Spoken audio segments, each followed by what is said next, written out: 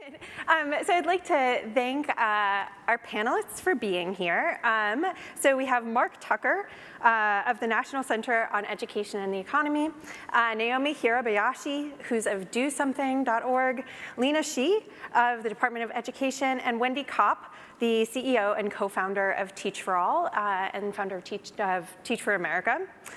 And so we're here to talk about millennials, a much maligned generation that nevertheless I think has done a lot of things right. This is the most educated generation. They've gone to college in great numbers, but they've been faced with a really terrible set of circumstances that are going to have very long effects on how they live their lives, when they retire, how many houses they have, how many kids they have. So a very heavy burden of student debt, and a slow economy where we've been faced with wage stagnation and growing inequality for some time now. And so I'd like to start the conversation off, Mark, by thinking about, in the coming decades, whether when the economy picks back up, the decisions that millennials have made, the good decisions that they've made, are going to start bearing fruit, and whether they'll be more on the track that their parents and grandparents were than the one that they seem to be on right now. Well, you just said that the millennials are among the best educated we've had. Let me tell you what the statistics show. 40 years ago, the United States had the best educated workforce in the industrialized world. According to the most recent data we have from the OECD, we now have the worst educated workforce in the industrialized world.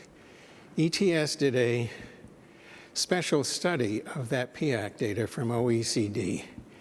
And what it showed was that the 16 to 34-year-olds, the millennials, in the population that was tested by OECD, are not only the worst educated of all of the workforces of that age in the industrialized world, they are less well educated than when the last time OECD did a study.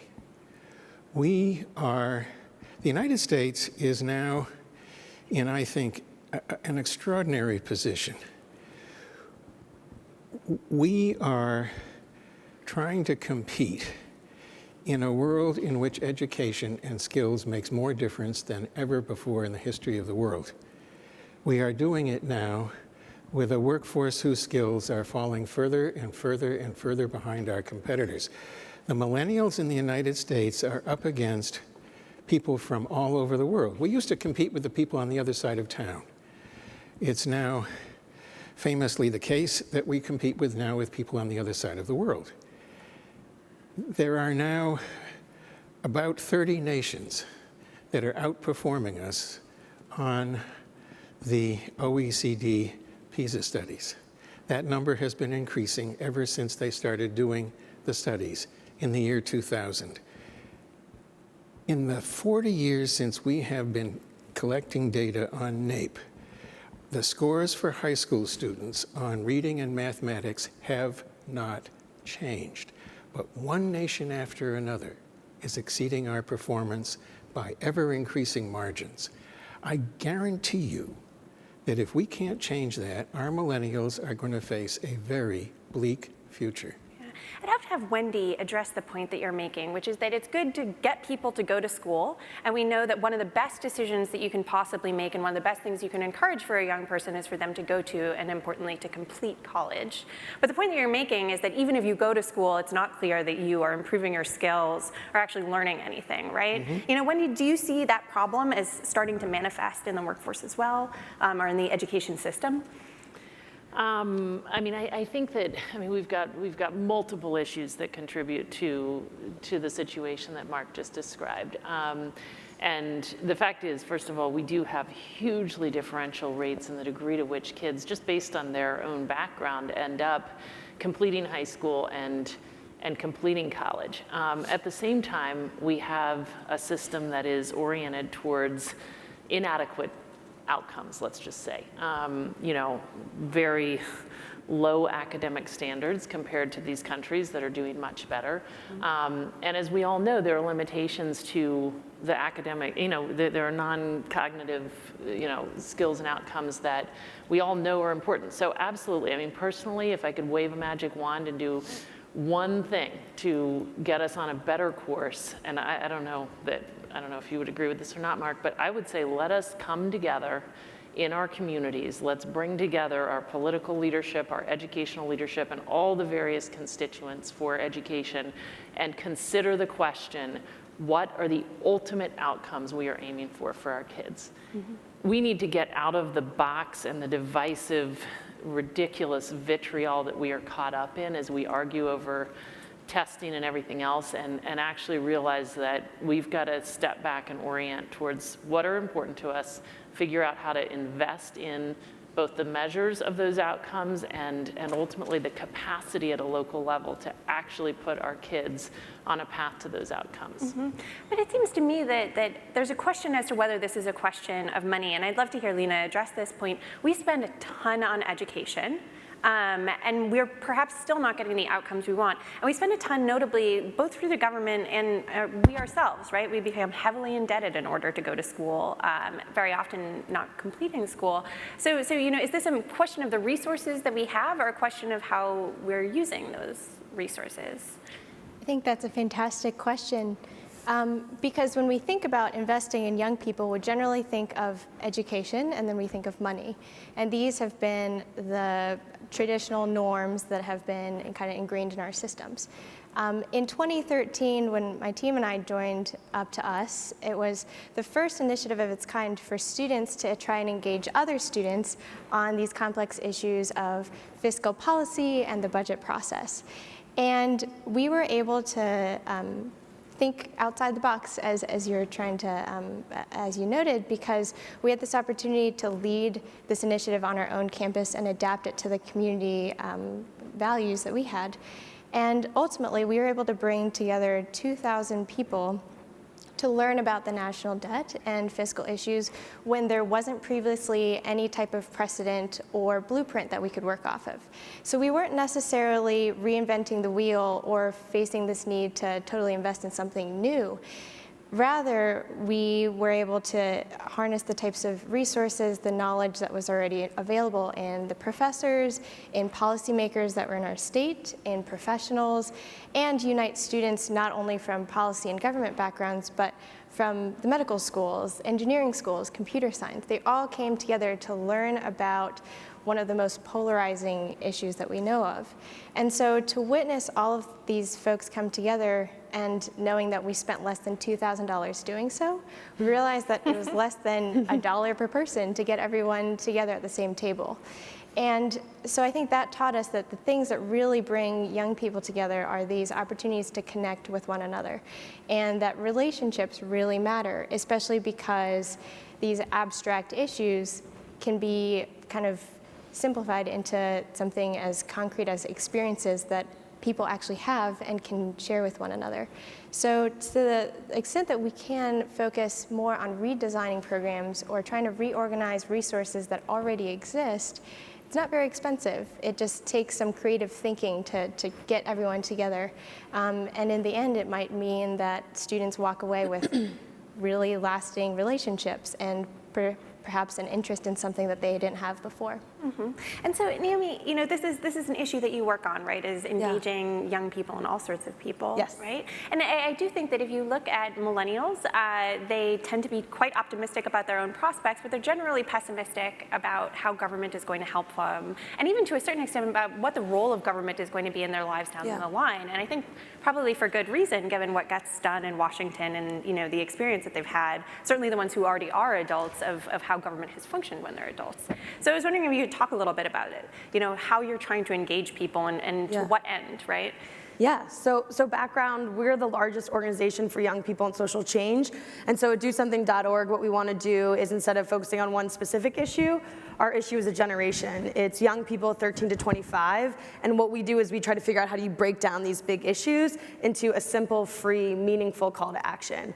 And so for us, I think the issue with something like as big as what we're talking about here today is you have to break it down. I mean, when you go back to thinking about being a teenager, you don't know what classes you're registered for in 6 months. Your boyfriend might be different in a couple of months. There's something that pisses you off one day but doesn't the next day.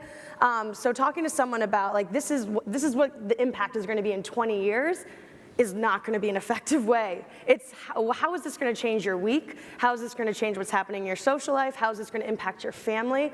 And breaking down these issues across a variety of different issues. But I think something as big and as complicated as this, and the role of government, I don't even know if it's so much I'm pessimistic of the goal, or I don't even know what's going on, I don't understand how it works. And if you really want young people to be empowered to take this issue on themselves and be not just the recipients or the receiver of the message, but to own it, they have to understand it. You can't own something you don't understand.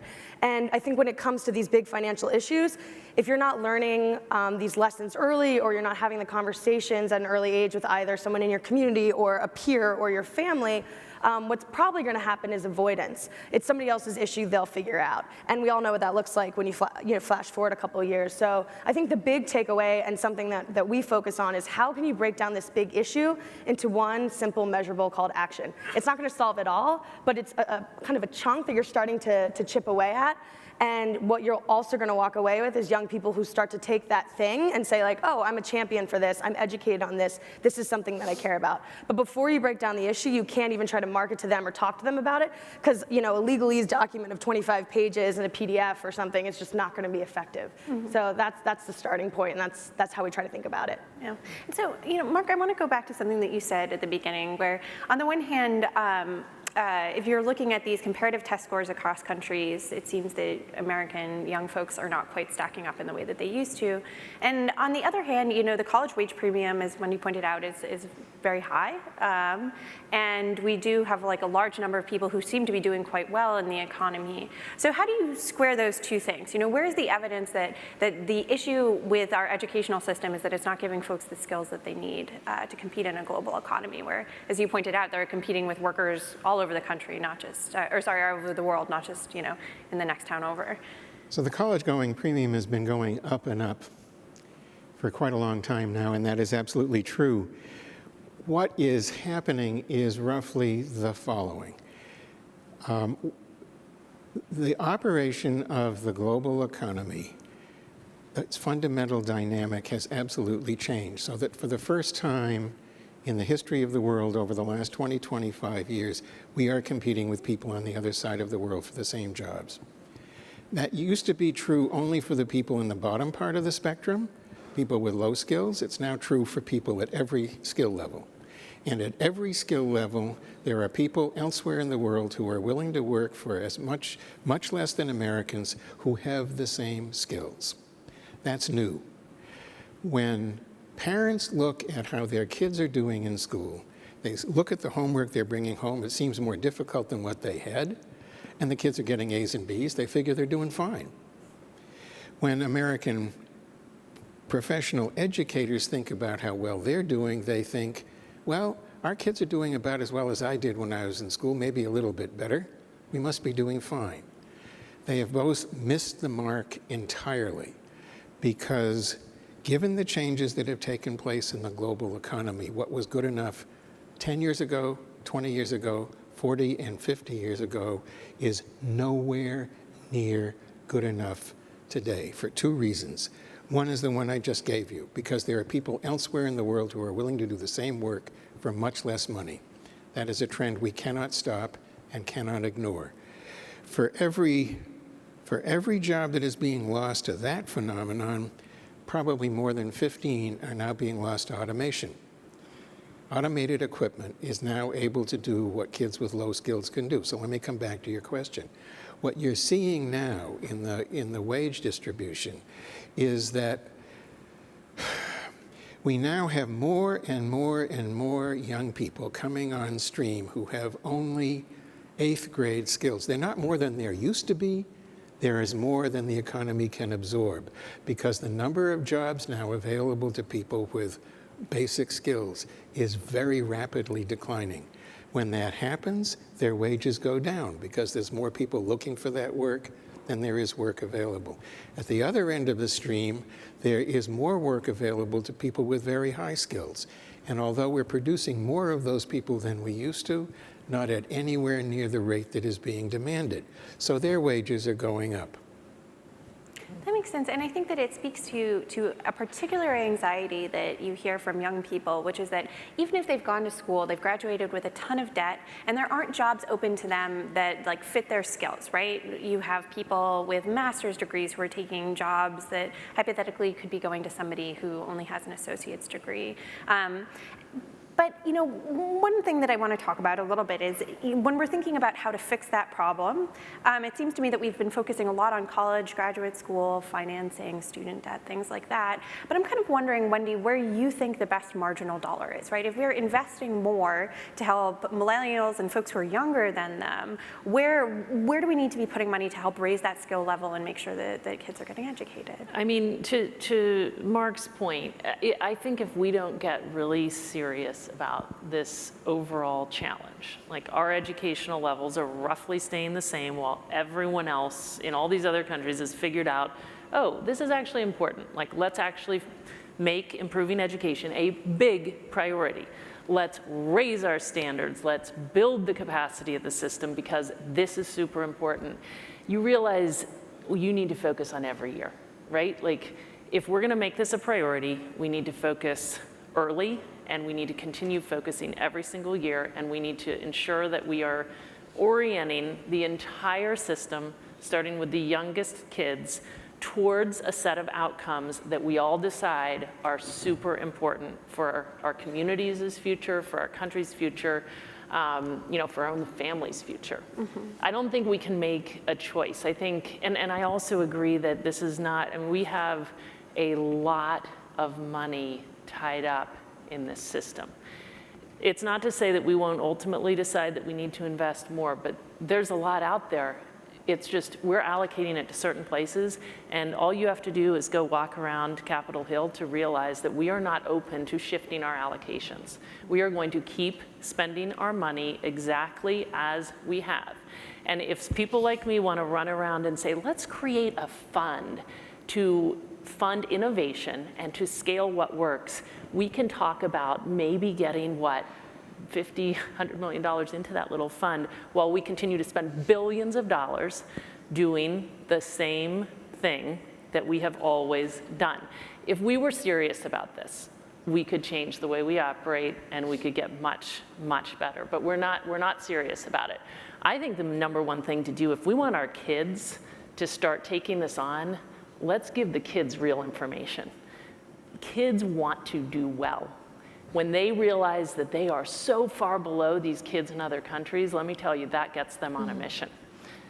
Our kids are totally delusional. Our parents are delusional. We were just having this conversation back there.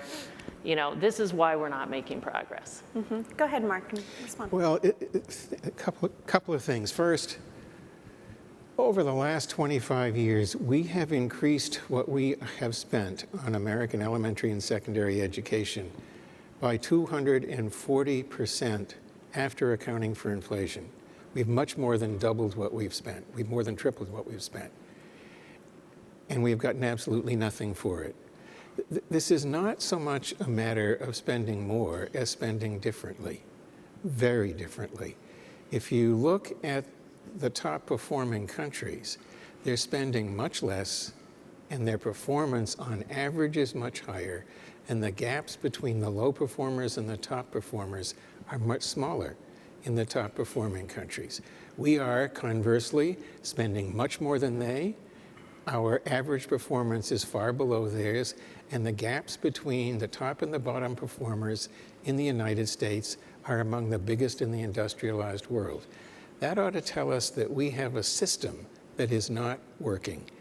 And the obvious place to look, it seems to me, if you're thinking about what kind of system we need, is to go and look at the countries that are doing better than we are. Mm-hmm. Yeah. And so, I would love to bring the conversation back to this issue of engagement and getting folks who are now in their teens, 20s, 30s more involved in this, because they are, somewhat disengaged. And so I'm wondering what the hope is, Naomi, of actually engaging people in this process, and whether you think it's just merely a matter of sort of educating people about the political system and how they can put some pressure on it, or whether the issue runs deeper than that. Yeah, so I think the first thing is you are seeing this just because of the nature of what's happening right now, especially as it relates to college tuition. 5 or 6 years ago, if we're roughly 80% corporate funded, and if a corporation came to us and wanted to do something around financial education, our #1 rule is we start with what young people care about. We're not going to do something that we haven't, it's an important issue, but if we haven't heard that it's important from them, based on like Google Analytics or people submitting requests for different issues, we won't do it.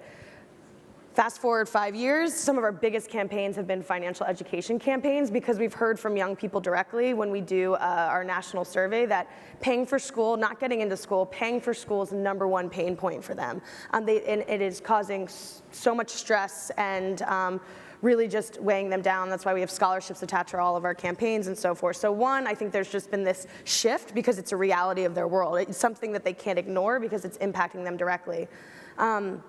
And the second point of how we engage them, it's loving what they love, right? So one, going back to like how you're breaking down the content and making something that's digestible and thinking through the stages of helping someone understand what is the big picture issue and how it affects them. But who here knows John Green, the author of Fault in Our Stars?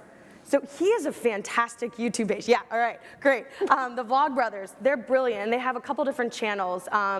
And one of them is Hank and John Explain. And so they'll go through everything from stuff happening in the Middle East, ISIS, to North Korea. And what they do is brilliantly break down issues that we know young people are hearing about, but they don't really want to talk to like their parents about it, or they're not going to watch traditional news, but it's really important for them to understand what that impact is on their life. And so thinking about the power of something that we might brush off as YouTube, it's like, oh, people are watching tons of music videos, it's ridiculous.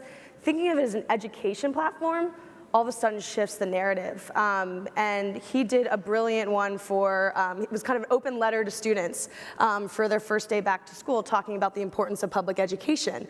And one of the quotes from it was something as simple as, it's one of the best human experiences. We're all stupid, so let's get less stupid together. Let's go to school. And something that seems silly and straightforward could be really impactful to a 15-year-old, and all the responses show that. Like, thank you, John, this really helped with like going back to school and stress. So thinking about those places where young people are and they're consuming content in a way that's comfortable and engaging to them and bringing the conversation in there versus trying to jam it in a way that doesn't make sense. But again, until they understand it and can really understand how it's theirs to own and can talk to their friend about it. The biggest test is, can you talk to your friend about the issue? Could you turn to your friend when you're like driving in the car or out at a movie and say like, can you believe this is happening? Because they do that about things that bother them. But I don't know what is that dialogue right now around financial education, education at large, or financial issues at large, and how can we better arm them to have that conversation with a friend? And that's how we get started. Obviously it doesn't solve it all, but just getting started. Can I just jump in on this? Because I just think, first of all, I do think this is one issue where if there's one thing we need to avoid, it's any sort of silver bullet theory. I mean, we could go back and name each of the last 25 years since I got into this, and probably Mark could go back further for the silver bullet theory of the year, give every parent a voucher, make every school a charter, give every kid a computer, whatever it may be. There is no one thing that's going to solve this problem. Education is like your companies and anything else you've ever run. This is about doing a whole lot of things really, really well. It's about talent, it's about leadership, it's about all the things that you actually know. And so I would say if we want our rising generation to actually take this issue seriously and do something about it, we need to actually shift where we send our most valuable resources as a country, our human resources, our best educated human resources. We send them against every other challenge. We send them into medicine, into law, into finance, into technology, but almost never towards education. That we need to change. Like, we need our fair share of the most well-educated, most promising future leaders to channel their energy towards education. The biggest discovery, I mean, we get people from all over the political spectrum who come in to Teach for America, and they come out sharing a couple of perspectives. The biggest thing first of all, they realize we could solve this problem. Wow, like when you meet kids with high expectations and come together around them, they can excel academically. But secondly, they realize there is no one thing. They come out with a very grounded understanding of what it's going to take and with a lifelong commitment to changing it. And that's what we need to do. We need to channel folks into our classrooms and support them to lead us forward into the future.